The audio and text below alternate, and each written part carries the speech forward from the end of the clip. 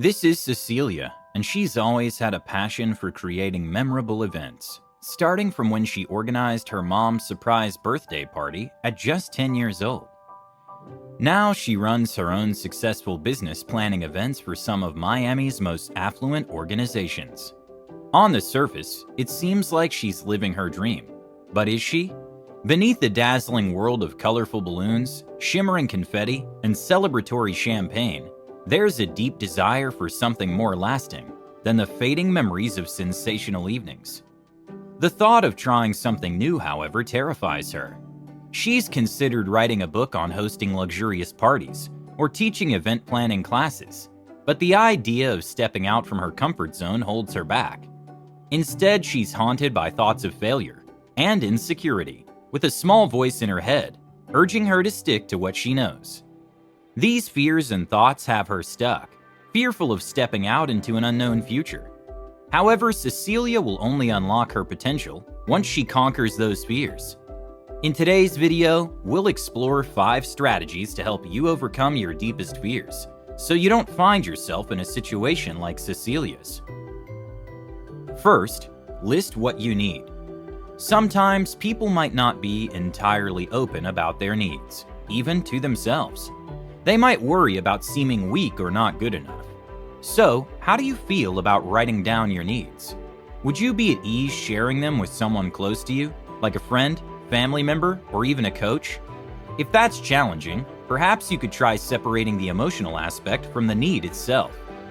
Imagine you've written something like, "I need to let go of my friendship with Bobby because he keeps mocking my dream to help others." It's natural for the thought of ending a connection to bring up feelings of sadness and fear. Even though you're making a positive change for yourself, it can still hurt. Recognizing and embracing this reality might make it easier for you to push through the experience. What if you put together a list of your top 5 needs?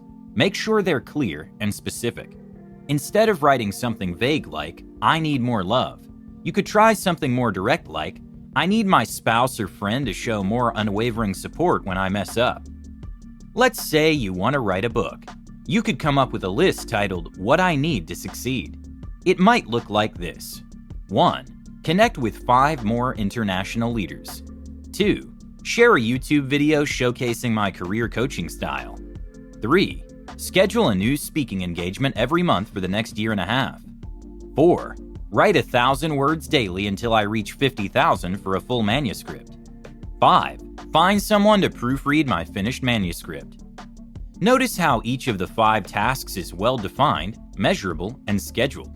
Try doing the same for your list. Also, make sure your goals are attainable within a realistic time frame. When Cecilia first made her list, it had some pretty lofty goals. "I need to earn much more money planning parties, so I can afford public speaking and acting classes, and then take a break to start writing my book, Great Party." With some guidance, she transformed that single vague need into 3 specific achievable goals. 1. Increase my party planning income by $7,500 in the next 4 months. 2. Apply for a $5,000 scholarship at Somerset Community College. 3. Write 5 pages of my book every other day for the next 3 months.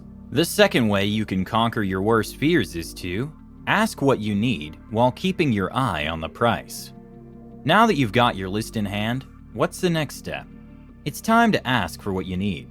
Studies have shown that friends and family, mentors and coaches, and colleagues and peers usually love it when you ask for help. Surprisingly, sometimes even people who unintentionally undermine your confidence might be willing to help you. For example, imagine a person who attempts to boost your self-esteem with a sarcastic and even mocking tone. They might think they're just being funny, not realizing that their comments hurt you.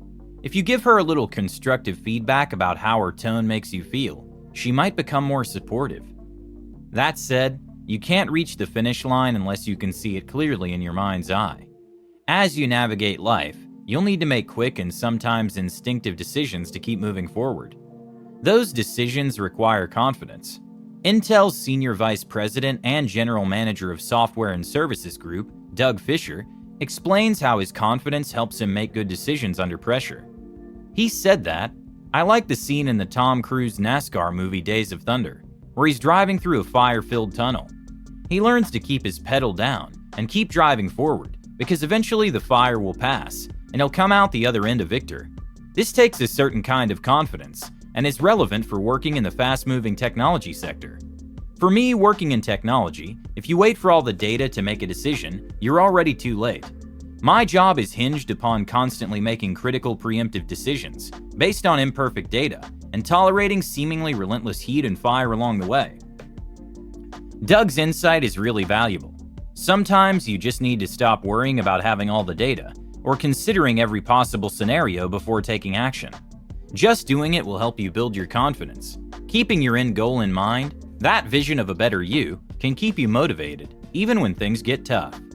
The third way you can conquer your worst fears is to take an occasional time out. Someone once said, life is one fool thing after another.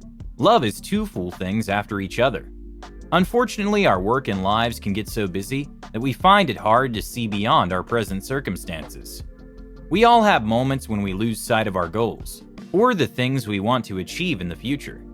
That's when confidence can really help us. It allows us to pause, take a breather, gather our thoughts, and refocus. For example, when Cecilia works on her needs list, planning more parties to save money, applying for scholarships, and writing 5 pages a day, she might feel so exhausted that she wonders why she's pushing herself so hard. Of course, there's a good reason, but it's easy to forget when you're caught up in the chaos of everyday life. When that happens, it's important to pay attention to your body's signals, like a racing heart, sweaty palms, or a shaky voice. These physical reactions and subtle internal cues, like growing self-doubt, can indicate that you're not coping well with stress. That's when you need to make yourself take a break in order to move forward. Executive coach Kim Ann Curtis shares her experiences coaching women who work in one of the most successful environments in the world, Wall Street. Kim says many of these women don't realize how stress negatively affects their confidence and hinders their pursuit of success. To raise their awareness, Kim asks them to pause and reflect on the events that led to moments when they felt powerless or let an opportunity slip away. According to Kim, this review process can help them identify the factors that erode their confidence. Once they recognize these issues, they can start to face their discomfort. Kim explains, by helping clients learn how to live with that discomfort, they eventually build up a tolerance, and they find it gets easier and less unfamiliar over time.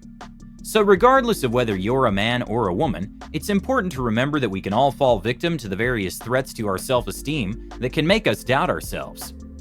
The fourth way you can conquer your worst fears is to reduce your anxiety with familiarity and practice.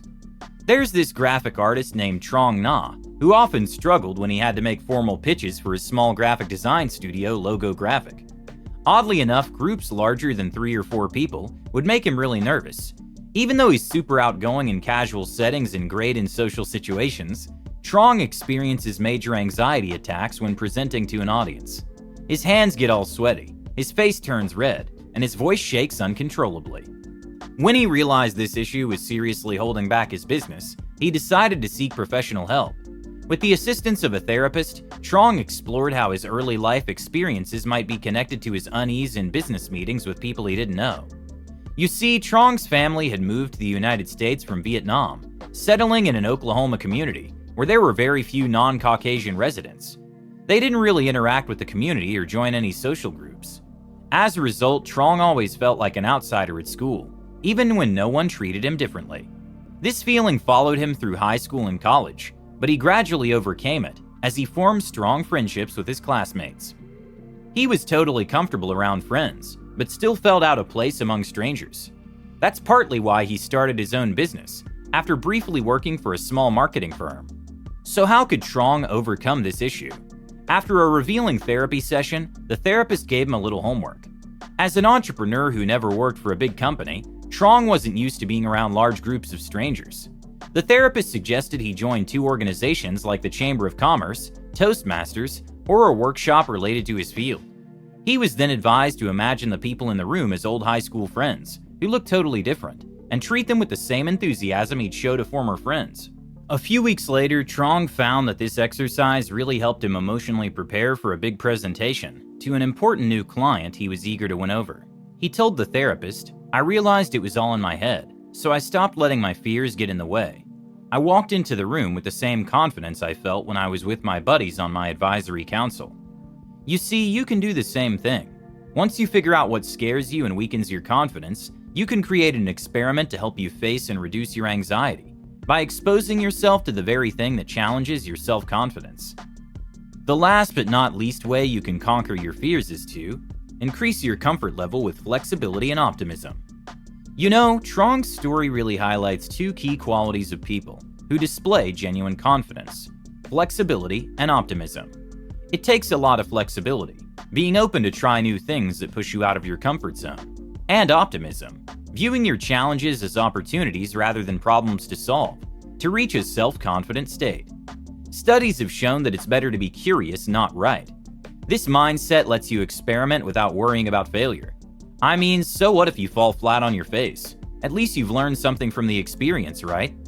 In Cecilia's story, she embraced optimism and flexibility to come up with a short list of confidence-building experiments. 1. She reached out to 2 local women who had written how-to books about their life's passion and invited them for coffee. 2. She got permission from a bookstore owner to set up a display of event planning books and offered free advice to shoppers, pretending she was the author of one of the books. 3. She asked the local librarian if she could invite a dozen people to a 2-hour class on party planning. 4. She joined a writers group, where other unpublished authors offered each other feedback and support. The published authors gave her lots of great advice, and one even offered to introduce Cecilia to her literary agent. The bookstore idea unfortunately didn't work out, as the setting didn't attract her ideal audience. But hey, at least it made her think harder about where to find her target market. The library workshop had moderate success, but with only 4 people in the audience, it felt more like a casual gathering than a classroom experience.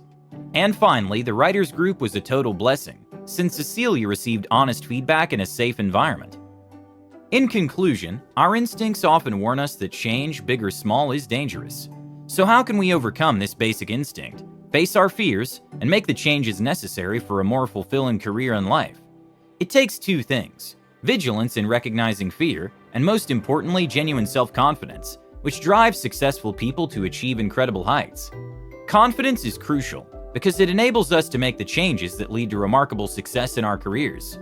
With true self-confidence, you can accomplish anything. Without it, you're left vulnerable to your deepest fears. If you don't feel secure, validated, loved, and worthy of respect and attention in both your personal and professional life, you're bound to be disappointed. I really like how Kate Northrup, the author of Money Love, puts it. Isn't it frustrating that everything worth having starts as an inside job? Want a love affair that will rock your world? Start by loving yourself. Want your boss to take you seriously for that amazing promotion? Start by taking yourself seriously. So, thank you so much for watching. Make sure to like and subscribe and share this video. With that said, have a great day. See you in the next one.